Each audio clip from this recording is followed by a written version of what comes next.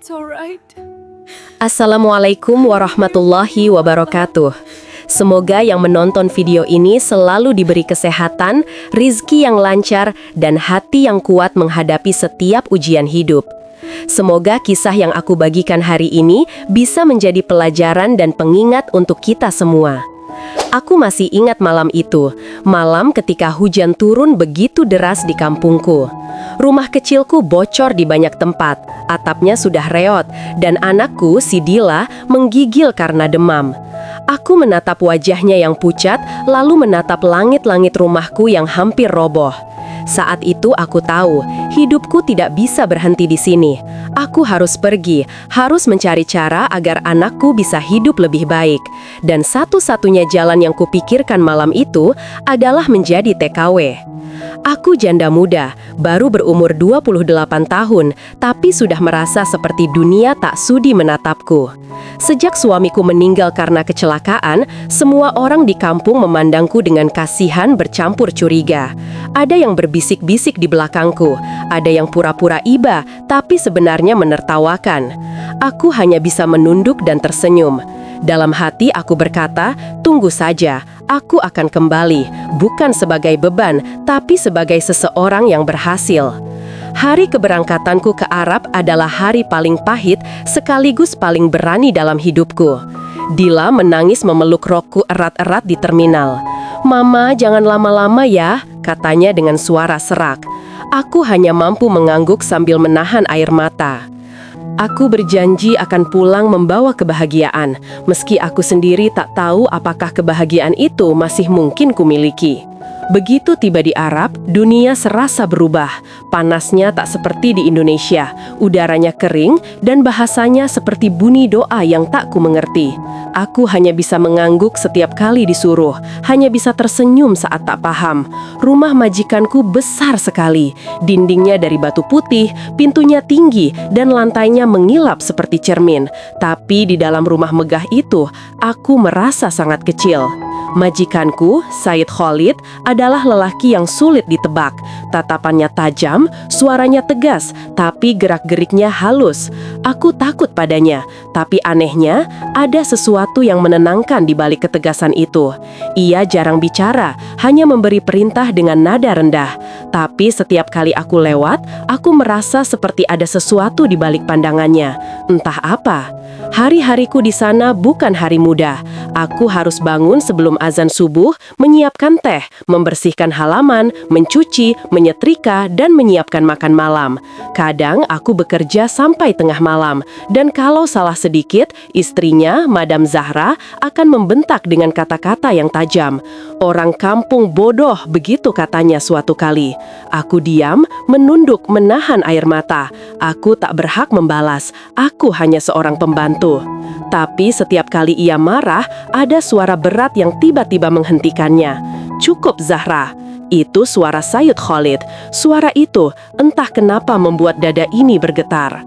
Saat aku menoleh, ia selalu berdiri tenang, dengan mata yang seperti sedang menilai sesuatu di dalam diriku.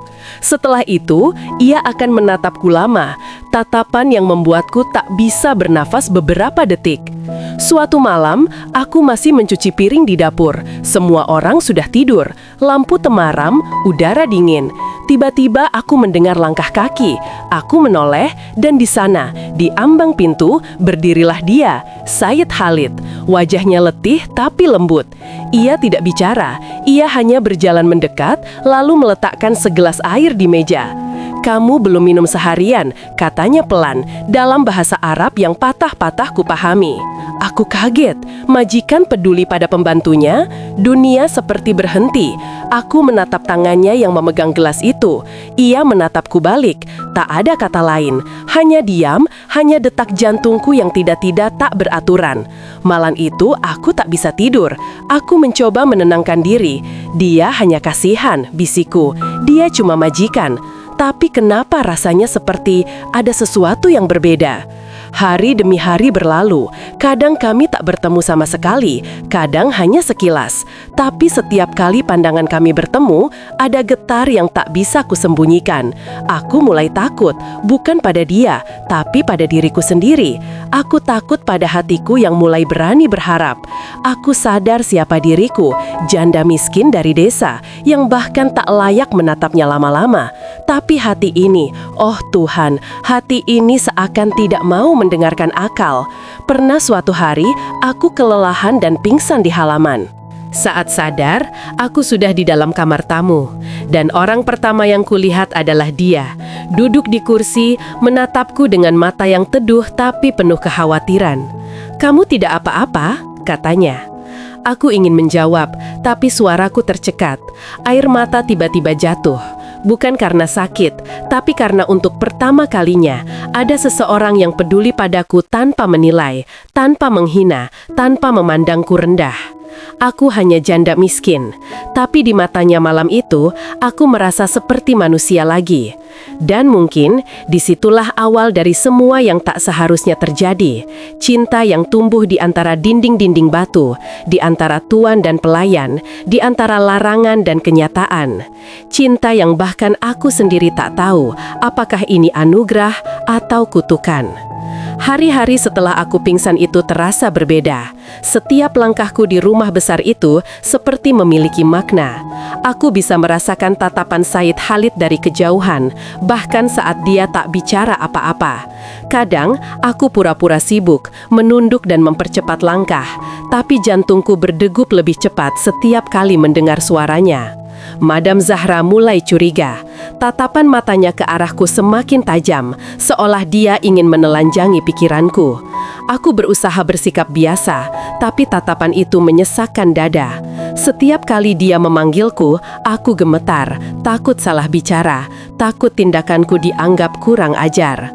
Suatu sore, aku sedang menjemur pakaian di halaman belakang. Angin padang pasir berhembus panas, tapi ada langkah pelan mendekat.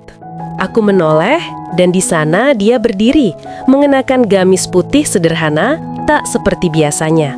"Bagaimana keadaanmu hari ini?" katanya. Aku menunduk. "Baik, Tuan." Dia mendekat beberapa langkah. "Jangan panggil aku Tuan saat kita sedang tidak di depan orang lain," katanya pelan. Suaranya dalam dan lembut, membuat tubuhku seketika kaku. Aku terdiam, lidahku keluh. Aku hanya bisa mengangguk kecil. Sejak hari itu, kami seling bertemu diam-diam, kadang di taman belakang saat malam sudah turun, kadang di dapur ketika semua penghuni rumah tertidur. Dia menceritakan tentang kehidupannya yang kosong, pernikahannya yang dingin, dan tanggung jawab besar yang membebaninya sebagai keturunan keluarga bangsawan. Aku hanya mendengarkan, sesekali mengangguk. Tapi semakin aku tahu tentang lukanya, semakin aku ingin berada di sisinya. Suatu malam, aku sedang mencuci piring di dapur ketika pintu terbuka pelan. Dia datang, membawa sesuatu di tangannya, sepotong roti dan segelas susu hangat. "Kamu belum makan," katanya. Aku menatapnya, menahan getaran di dada. "Saya tidak apa-apa, Tuan." Dia meletakkan roti itu di depanku, lalu menatapku dalam. "Jangan terus menyiksa dirimu, Uti. Dunia ini sudah cukup kejam tanpa kamu ikut menganiaya dirimu sendiri." Kalimat itu menembus hatiku. Aku ingin menangis, tapi kutahan. Tanganku gemetar saat menerima roti itu. "Terima kasih," kataku pelan. Dia tersenyum tipis, lalu berbalik. Tapi sebelum melangkah pergi, dia berkata, "Kamu berbeda dari siapapun yang pernah aku temui di rumah ini." Malam itu aku menangis, bukan karena sedih, tapi karena aku tahu sesuatu di dalam hatiku sudah berubah. Keesokan harinya, Madam Zahra memanggilku. Wajahnya dingin, senyumnya tajam. "Uti," katanya, "aku dengar Tuan seling ke dapur malam-malam. Kau tahu kenapa aku bertanya, kan?" Aku langsung menunduk, jantungku berdegup keras. "Saya tidak tahu, Madam." Dia tertawa kecil, tapi suaranya tajam. "Aku tahu caramu menatapnya. Jangan pikir aku buta. Kau pembantu, jangan berani bermimpi terlalu tinggi." Aku ingin menjawab, ingin mengatakan bahwa aku tidak bermaksud apa-apa, tapi suaraku tak keluar. Hari itu, aku bekerja dalam ketakutan. Setiap langkahku terasa diawasi. Namun anehnya, semakin aku dijauhkan, semakin dia mencari cara untuk mendekat. Dia mulai menulis pesan kecil di selembar kertas, hanya kata sederhana seperti, "Kamu baik-baik saja," atau "Jangan takut." Aku menyimpannya diam-diam di bawah bantal. Setiap kali aku membaca tulisan itu, dunia seolah berhenti sebentar. Sampai suatu malam, dia datang ke dapur dengan wajah tegang. "Uti, besok Zahra akan memindahkanmu ke rumah saudaranya. Dia ingin menjauhkanmu dari sini." Dunia seakan runtuh. Aku menatapnya dengan air mata yang langsung menggenang. "Saya tidak apa-apa, Tuan. Mungkin memang lebih baik begitu." Dia menggenggam tanganku. Pertama kalinya kulit kami bersentuhan begitu lama. Hangatnya membuat tubuhku gemetar. "Tidak, aku tidak mau kamu pergi," katanya pelan. Aku menarik tanganku cepat-cepat, menunduk. "Tuan, tolong, jangan buat semuanya semakin sulit. Saya tidak ingin jadi alasan perpecahan rumah tangga Tuan." Dia menatapku lama. "Uti, aku tidak tahu sejak kapan, tapi aku tidak bisa berpura-pura lagi." Aku hanya bisa menangis. Malam itu, setelah dia pergi, aku berlutut dan berdoa lama sekali. Aku minta Tuhan menghapus perasaan ini, minta hati ini diredam. Tapi setiap kali aku menutup mata, wajahnya muncul. Aku takut, tapi aku juga tak ingin melupakannya. Dan benar saja, keesokan paginya, sebelum aku sempat berkemas, Madam Zahra datang bersama 2 orang lelaki. "Bawa dia keluar," katanya dingin. Aku terdiam, tidak melawan, hanya menunduk sambil menahan air mata. Tapi dari kejauhan, aku melihat dia, Sayyid Khalid, berdiri di pintu, menatapku dengan mata merah, seperti sedang berperang melawan dunia. Tak ada kata yang bisa diucapkan, hanya tatapan panjang yang terasa seperti perpisahan. Hari itu, untuk pertama kalinya dalam hidupku, aku sadar, cinta bukan hanya kebahagiaan. Cinta juga bisa jadi ujian yang lebih berat dari kemiskinan. Dan aku, Uti si janda kampung, baru saja memulai perang yang tak tahu bagaimana akan berakhir. Aku pergi tanpa menoleh ke belakang. Mobil hitam yang mengantarku ke rumah keluarga lain terasa seperti peti besi yang menelan semua kenangan. Di dalamnya, aku duduk diam dengan mata bengkak, sementara udara padang pasir terasa menusuk paru-paru. Setiap kali aku mengingat tatapan Sayyid Khalid di pintu itu, dadaku terasa diremas. Aku ingin berteriak, tapi suaraku mati di tenggorokan. Aku ditempatkan di rumah baru, rumah sepupu Madam Zahra. Orangnya kasar, istrinya pemarah. Di sana, aku bukan manusia, hanya alat. Mereka menyuruhku bekerja tanpa henti, memberi makan terakhir, tidur paling akhir. Aku menelan semua perlakuan itu karena tidak punya pilihan. Tapi malam-malamku selalu diisi oleh bayangan satu wajah, lelaki yang membuatku berani mencintai dan sekaligus kehilangan segalanya. Beberapa minggu kemudian, kabar buruk datang lewat bisikan pembantu lain. Katanya, Sayyid Khalid sudah dilarang menemui siapapun tanpa izin istrinya. Bisnis keluarganya kacau, dan semua menyalahkan skandal antara majikan dan pembantunya, aku. Aku menunduk, menahan napas. Jadi, begitulah akhirnya. Aku menjadi noda di hidup seseorang yang dulu menatapku seolah aku manusia berharga.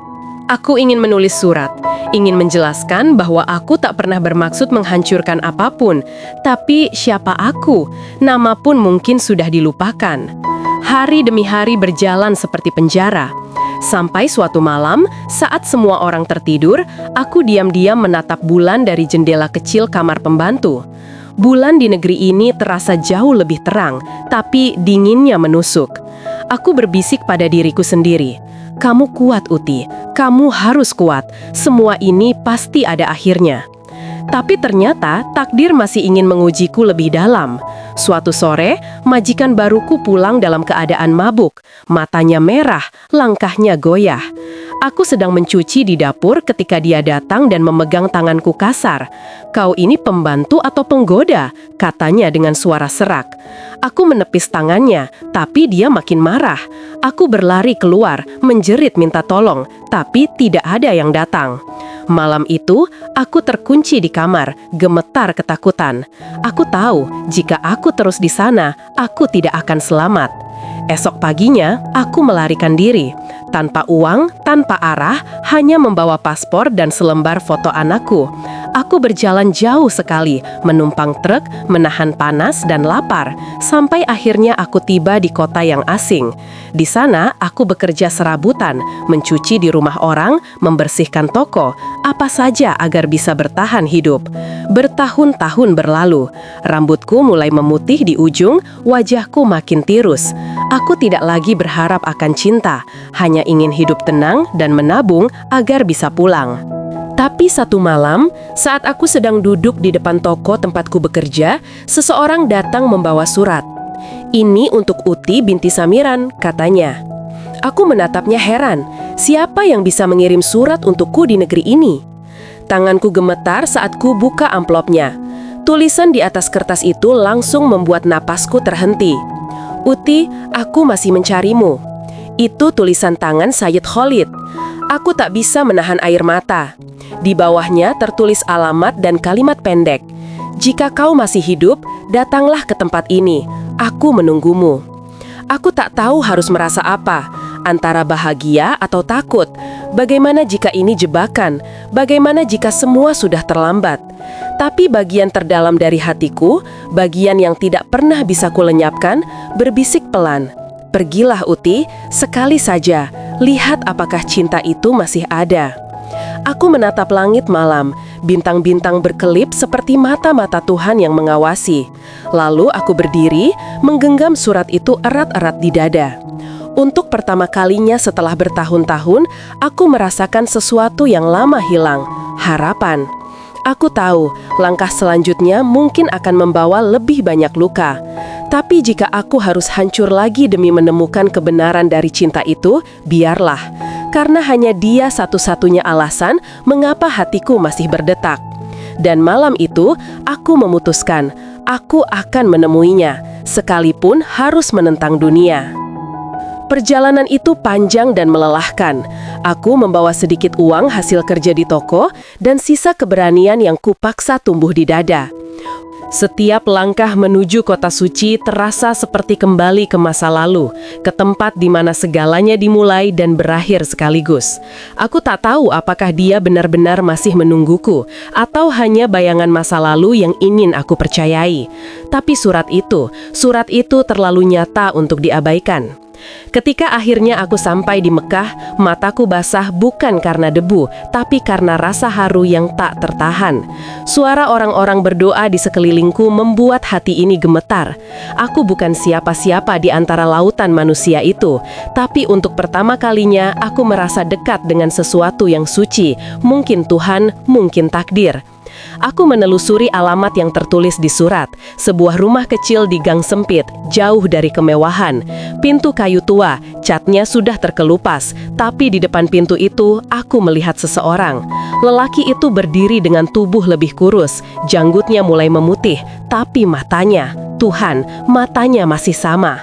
"Sayyid," bisikku. Dia menoleh, dan untuk beberapa detik dunia terasa berhenti. "Uti," suaranya bergetar, seolah menahan bertahun-tahun penyesalan dan rindu. Aku ingin berlari memeluknya, tapi kakiku tak bergerak, hanya air mata yang jatuh tanpa bisa kuhentikan. Dia berjalan mendekat, lalu berhenti di depanku, begitu dekat hingga aku bisa mencium aroma debu dan keringat di pakaiannya. Tapi justru itulah yang membuatnya terasa nyata. "Kau benar-benar datang," katanya perlahan. Aku hanya mengangguk. Aku takut kalau ini cuma mimpi. Dia tersenyum, senyum yang dulu hanya kulihat sekilas di balik dinding batu megah. Mimpi pun kadang lebih jujur dari kenyataan. Kami duduk di ruang tamu sederhana. Tak ada pelayan, tak ada kemewahan. Hanya 2 cangkir teh dan 2 manusia yang pernah kehilangan segalanya karena cinta. Dia mulai bercerita tentang bagaimana keluarganya hancur karena membela nama seorang pembantu, tentang bagaimana dia diusir dari istana keluarganya, dan bagaimana dia akhirnya hidup sederhana mengajar anak-anak yatim di kota ini. "Aku kehilangan segalanya," katanya pelan, Tapi aku tidak menyesal. Aku hanya menyesal tidak bisa melindungi Mi waktu itu. Aku menatapnya lama. Kita sama, Said. Aku pun kehilangan segalanya. Tapi kalau waktu bisa diulang, aku tetap akan memilih mencintaimu. Kata-kata itu keluar begitu saja, tanpa rencana, tanpa berpikir. Tapi saat kulihat matanya yang mulai basah, aku tahu itu adalah kebenaran yang tak bisa kututupi lagi. Dia mengulurkan tangannya, dan kali ini aku tak menolak. Sentuhannya masih sama, lembut tapi kuat, seolah ingin memastikan aku nyata. Kita mungkin terlambat, katanya lirih. Tapi mungkin Tuhan memang ingin kita bertemu di tempat suci ini, bukan di istana, bukan di rumah megah, tapi di sini, di tanah yang sakral. Aku terisak, tapi dunia tak akan pernah berhenti menilai kita, Said. Mereka akan bilang aku penggoda, mereka akan memandang rendah kau karena memilihku. Dia tersenyum, biar saja. Dunia boleh melarang, tapi Tuhan yang menciptakan hati. Dan hati ini sudah memilih. Kami menangis dalam diam, di bawah cahaya lampu minyak yang redup. Malam itu, untuk pertama kalinya, aku merasa damai. Tidak ada rasa takut, tidak ada rasa malu. Hanya dua hati yang akhirnya menemukan tempat pulang setelah tersesat begitu lama. Beberapa hari kemudian, kami mulai hidup bersama. Sederhana, tapi penuh makna. Aku memasak di dapur kecil, dia mengajar anak-anak di masjid. Setiap sore, kami duduk di depan rumah, memandangi langit padang pasir yang berubah warna jadi merah keemasan. Kadang, dia menggenggam tanganku dan berkata pelan, "Lihat Uti, dunia ini dulu terasa terlalu besar untuk kita. Tapi sekarang, bukankah rasanya kecil di tangan kita?" Aku tertawa pelan. Kecil tapi indah. Namun aku tahu, kedamaian ini rapuh. Dunia luar belum berhenti menghakimi. Kami masih bersembunyi dari keluarga, dari kenalan, dari siapapun yang mengenal masa lalu kami. Tapi setiap kali rasa takut datang, aku menatap wajahnya dan berkata dalam hati, cinta ini mungkin terlarang bagi manusia, tapi tidak bagi Tuhan yang menanamkannya di hati kami. Dan malam itu, saat aku menatap bintang-bintang di langit Mekah, aku sadar, aku tidak lagi Uti si janda miskin dari desa. Aku adalah perempuan yang pernah jatuh, terluka, dihakimi, tapi akhirnya berani melawan dunia demi sesuatu yang benar. Karena cinta sejati bukan tentang siapa yang layak, tapi siapa yang berani bertahan. Kehidupan kami di kota suci itu berjalan tenang hanya sebentar, seperti bisikan halus di padang pasir yang lambat laun berubah menjadi badai. Semakin lama, semakin banyak mata yang memperhatikan kami. Beberapa tetangga mulai bertanya dengan nada curiga, siapa perempuan Indonesia yang tinggal dengan Said Khalid tanpa ikatan yang sah? Kata-kata mereka beredar seperti debu, kecil tapi menyebar kemana-mana. Suatu pagi, dua lelaki berpakaian putih datang. Salah satunya memegang map berisi dokumen. Mereka memperkenalkan diri sebagai petugas setempat yang menangani urusan izin tinggal. Aku hanya diam di sudut, sementara Said berbicara dengan tenang, menjelaskan bahwa aku bukan pelanggar, hanya seseorang yang ditolongnya. Tapi tatapan petugas itu tajam, menembus seperti pisau. Saat mereka pergi, aku mendengar salah satu dari mereka berbisik, ini bisa jadi masalah besar bagi keluarganya. Hari-hari berikutnya, tekanan datang dari segala arah. Saudara-saudara Khalid mulai mengirim pesan, memintanya kembali ke rumah besar keluarga. Mereka mengatakan kehormatannya sedang dipertaruhkan, bahwa membawa seorang janda asing hanya akan mempermalukan nama besar mereka. Tapi dia tak bergeming. Uti, katanya malam itu sambil menatap api kecil di tungku. Mereka ingin aku meninggalkanmu, tapi aku sudah memilih. Jika harus kehilangan nama, harta, bahkan darahku sendiri, aku akan tetap di sini. Aku menatapnya dengan mata basah. Said, aku tidak ingin menjadi alasan kau kehilangan segalanya lagi. Dia tersenyum kecil. Kau tidak menghilangkan apapun, kau justru membuatku menemukan diriku yang sebenarnya. Namun dunia tidak berhenti pada kata cinta. Satu malam, segerombolan pria datang mengetuk pintu keras-keras. Aku bersembunyi di balik tirai, mendengar suara mereka memaki, menuduh kami berbuat dosa. Mereka mengatakan kami melanggar adat, bahwa seorang bangsawan Arab tidak pantas hidup dengan pembantu asing tanpa pernikahan sah. Khalid keluar menghadapi mereka. Suaranya tegas, tapi getarannya terdengar. Aku akan menikahinya di hadapan Tuhan, katanya. Aku tertegun, kata-kata itu seperti guntur yang memecah sunyi. Para pria itu saling berpandangan, sebagian marah, sebagian terdiam. Setelah kepergian mereka, Khalid masuk kembali, menatapku. "Apakah kau percaya padaku?" tanyanya. Aku tak bisa menjawab, hanya menangis sambil mengangguk. Beberapa hari kemudian, di masjid kecil tempat dia mengajar, kami menikah sederhana, hanya disaksikan oleh 2 anak yatim dan seorang imam tua yang menatap kami dengan lembut. Tidak ada pesta, tidak ada gaun indah, hanya doa dan senyum yang tulus. Saat Khalid mengucap ijab, suaranya bergetar tapi pasti, dan ketika tanganku digenggam untuk pertama kalinya sebagai istrinya, aku merasa seluruh dunia di luar sana boleh menolak, tapi surga telah mengakui kami. Tapi kebahagiaan kami tidak berlangsung lama. Keluarganya murka, mereka menolak mengakui pernikahan kami. Semua akses ke harta, ke rumah besar, dan ke pekerjaan Khalid ditutup. Ia kehilangan segalanya lagi, tapi kali ini dengan senyum di bibirnya. "Sekarang mereka tak punya apapun untuk diambil dariku," katanya sambil menggenggam tanganku. "Yang tersisa hanya kita." Kami hidup berpindah-pindah, kadang di pinggir kota, kadang di desa kecil. Aku menjahit pakaian, dia menulis dan mengajar anak-anak miskin. Hidup kami sederhana, tapi penuh arti. Setiap malam, kami makan roti dan teh, lalu berbicara lama tentang masa lalu yang jauh. "Dulu aku pikir cinta hanya untuk orang muda," ujarku suatu malam. Tapi ternyata cinta sejati baru datang ketika semua yang lain sudah hilang. Khalid tersenyum dan menjawab, "Mungkin karena baru setelah kehilangan, kita tahu apa yang benar-benar berharga." Namun kehidupan keras tak berhenti memberi ujian. Suatu sore, Khalid jatuh sakit. Udara panas dan kerja berat membuat tubuhnya lemah. Aku merawatnya siang malam, berdoa agar Tuhan memberinya kekuatan. Dalam tidurnya, ia sering menggenggam tanganku erat-erat, seolah takut aku menghilang. "Jika suatu hari aku pergi duluan," katanya lemah, "jangan menangis terlalu lama. Lanjutkan hidupmu, bawalah cinta kita sebagai doa." Aku menunduk, meneteskan air mata di tangannya. "Tidak, Said, dunia ini belum kalah oleh kita. Kita belum selesai." Dan malam itu, di tengah langit yang gelap tanpa bintang, aku berjanji di dalam hati, apapun yang terjadi, aku akan bertahan. Cinta kami sudah menaklukkan jarak, larangan, dan kehancuran.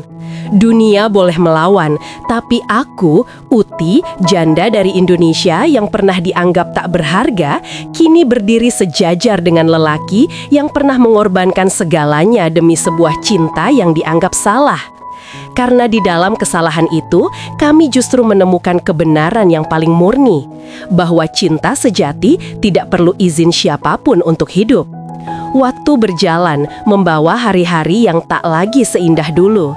Tubuh Said semakin lemah, suaranya pelan, langkahnya goyah. Aku mencoba menutupi ketakutanku dengan senyum, tapi dalam hatiku, aku tahu, aku sedang menghitung waktu. Suatu pagi yang sepi, ia memanggilku. "Uti," suaranya nyaris seperti bisikan. Aku bergegas mendekat, menggenggam tangannya yang dingin. "Jangan menangis," katanya sambil tersenyum tipis. "Aku sudah cukup bahagia. Tuhan memberiku kesempatan mengenalmu, mencintaimu, dan hidup bersamamu, meski hanya sebentar. Itu lebih dari semua kemewahan yang pernah kumiliki." Aku menggigit bibirku menahan isak. "Jangan bicara begitu, Said. Kau akan sembuh. Aku akan bekerja lebih keras. Aku akan cari obat. Aku akan..." Ia menggeleng lemah. "Kau sudah cukup berjuang. Sekarang biarkan aku pergi dengan tenang. Aku ingin terakhir kalinya menatap wajahmu." Aku menunduk di dadanya, menangis tanpa suara. Di luar, angin gurun berhembus lembut, membawa aroma pasir dan doa. Dan di antara hembusan itu, Sayyid Khalid menghembuskan napas terakhirnya dengan senyum yang damai di bibirnya. Hari pemakamannya sederhana. Tak ada keluarga besar, tak ada kemewahan. Hanya beberapa anak yatim yang ia ajar, imam tua yang dulu menikahkan kami, dan aku. Aku menaburkan pasir terakhir di atas makamnya sambil berbisik. Cintamu tidak mati, Sayyid. Ia hanya berpindah tempat ke dalam jiwaku. Hari-hari setelah kepergiannya seperti kabut. Aku hidup, tapi setengah dari diriku ikut terkubur di gurun itu. Namun setiap kali aku menatap langit, aku selalu ingat janjiku untuk bertahan dan melanjutkan hidup dengan cinta yang kami perjuangkan. Aku mulai membuka tempat kecil di rumah kami, tempat anak-anak yatim belajar membaca dan menulis. Aku ajarkan mereka bukan hanya huruf, tapi juga harapan. Setiap kali melihat mata mereka bersinar, aku merasa Sayyid hadir di sana, tersenyum melalui wajah mereka. Bertahun-tahun berlalu, wajahku menua, rambutku memutih, tapi hatiku tetap hangat setiap kali mengingatnya. Banyak yang datang bertanya tentang kisahku, tentang lelaki Arab yang meninggalkan segalanya demi cinta pada janda asing. Aku selalu menjawab, dia tidak meninggalkan apapun, dia justru menemukan segalanya di dalam cinta yang tulus. Suatu sore, aku duduk di depan rumah, menatap matahari tenggelam di balik bukit pasir. Cahaya jingga menyelimuti dunia, seolah membisikkan sesuatu. Aku tersenyum kecil, merasa damai. Sayyid, aku berbisik, aku sudah melakukan seperti yang kau minta. Aku hidup, aku tidak menangis lagi. Dan sekarang, jika saatku tiba, aku siap menyusulmu. Angin berhembus lembut, membawa aroma melati yang entah dari mana datangnya. Aku memejamkan mata, dan untuk pertama kalinya setelah sekian tahun, aku merasa tidak sendirian. Di ujung senja itu, aku tahu cinta kami tak berakhir di bumi. Ia telah berubah menjadi sesuatu yang abadi, yang tak bisa disentuh waktu, tak bisa dipisahkan jarak, tak bisa dikalahkan oleh siapapun. Karena cinta sejati, meski terlahir dari luka, akan hidup selama masih ada hati yang mengenangnya. Dan begitulah kisah Uti, janda Indonesia yang pernah dianggap hina, menjadi legenda di tanah asing. Diceritakan dari mulut ke mulut, dari generasi ke generasi, sebagai kisah tentang cinta yang menaklukkan segalanya. Tidak ada istana, tidak ada mahkota, tapi ada dua jiwa yang telah menyatu, bahkan setelah kematian memisahkan mereka. Itulah akhir dari kisah kami, tenang, abadi, dan suci.